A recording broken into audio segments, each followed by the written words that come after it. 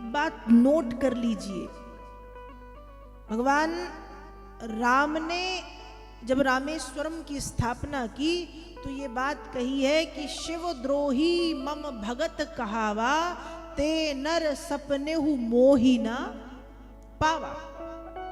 कोई सोचे कि हम राम जी का पूजन करेंगे, हम विष्णु भगवान का पूजन करेंगे, महादेव का पूजन नहीं करेंगे, तो भोलेनाथ की कृपा के बिना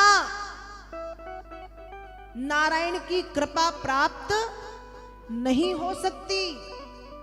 और एक बात याद रखिएगा, अभी आपने हमारे पूज्य श्री प्रेमानंद जी महाराज जी कहते हैं कि भोलेनाथ की जब भक्ति आप करते हो तो भोलेनाथ प्रसन्न होकर राधा कृष्ण की भक्ति आपको प्रदान करते हैं।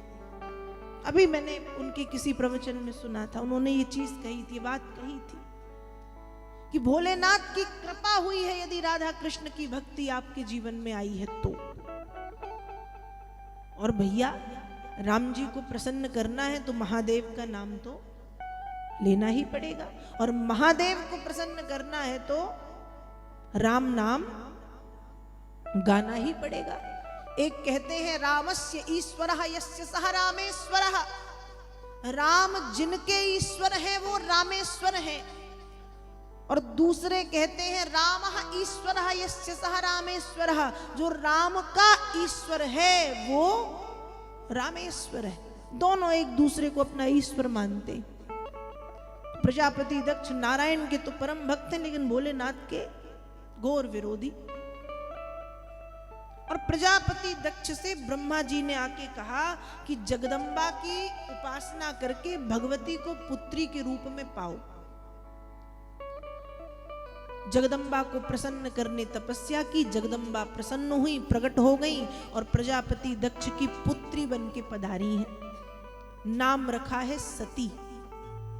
सती का मतलब होता है सत्य मार्ग पर चलने वाली देवी, सती।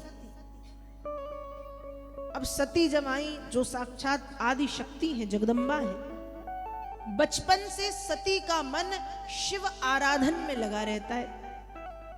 जिस अवस्था में बालक बालिका खेल कूद करते हैं, उस छोटी सी 3, 4, 5 वर्ष की उम्र में सती गंगा के तट पर जाकर के पार्थिव मिट्टी का शिवलिंग बना के उसका पूजन करती हैं, अभिषेक करती हैं, दूध दही घी शक्कर शहद से, बिल्वपत्र चढ़ाती हैं, समी पत्र चढ़ाती हैं।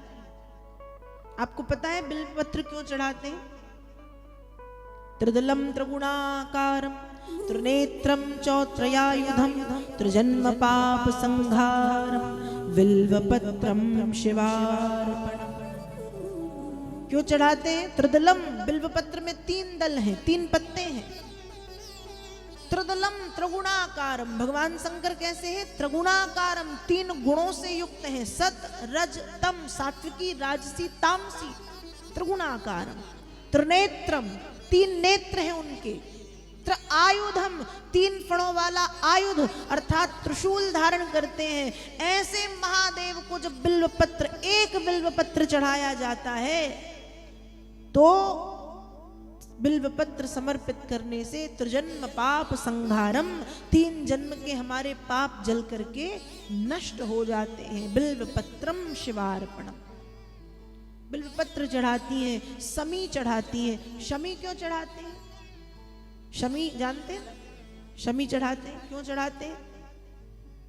चढ़ा तो दिया, कई लोग इतना इतना सारा चढ़ाते। चढ़ाते क्यों?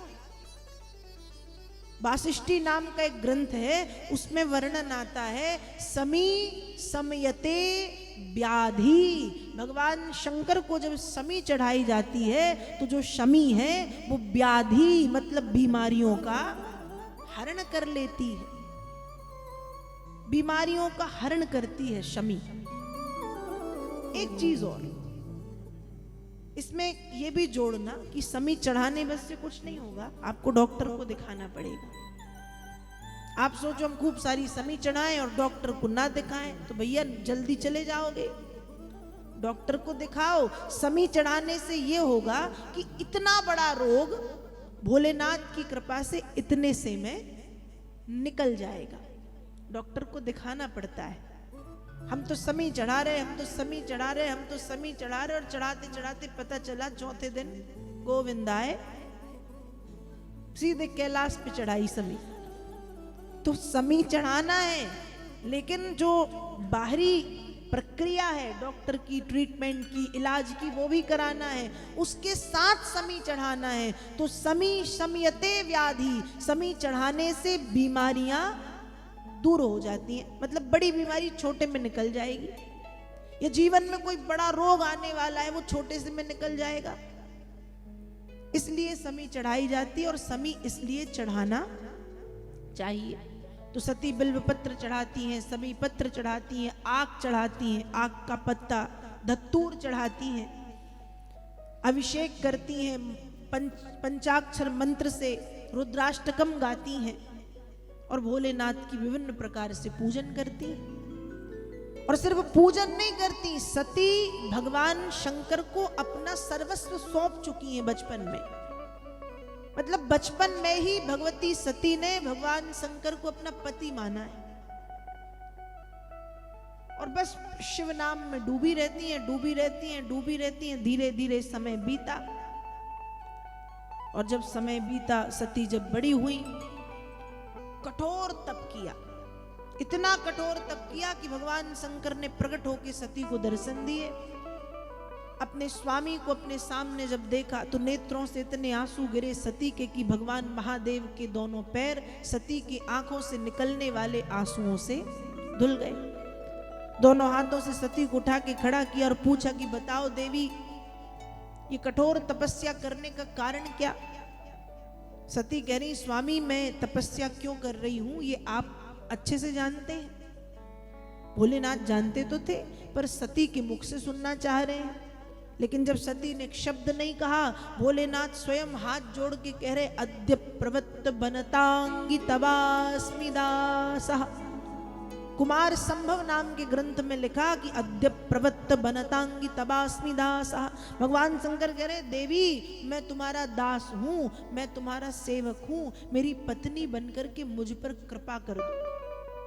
सती का हाथ शिव के हाथ में, शिव का हाथ सती के हाथ में। निश्चित समय पर ब्रह्मा आदि देवता प्रजापति दक्ष के यहाँ शिव सती के विवाह का प्रस्ताव लेकर के पहुंच गए।